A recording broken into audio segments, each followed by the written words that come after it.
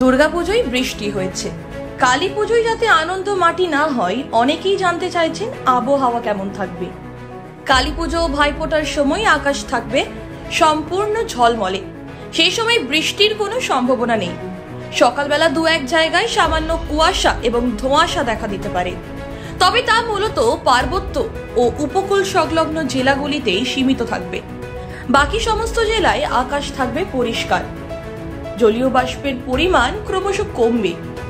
সপ্তাহের শেষ দিকে আবহাওয়ার পরিবর্তনের ইঙ্গিত মিলেছে।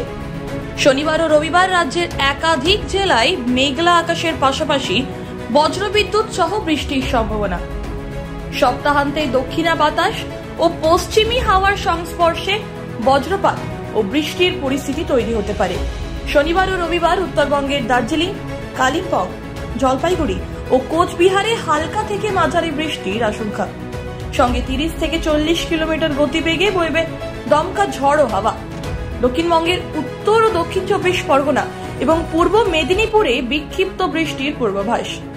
কলকাতায় হালকা গরম ও আর্দ্রতা থাকলেও কালী পুজো ও ভাইফোঁটার দিন আকাশ পরিষ্কার থাকবে। শনিবার কলকাতায় সর্বনিম্ন তাপমাত্রা 24.6 ডিগ্রি সেলসিয়াস। বাতাসে জলীয় বাষ্পের পরিমাণ বা আপেক্ষিক আর্দ্রতা 49 থেকে 94%।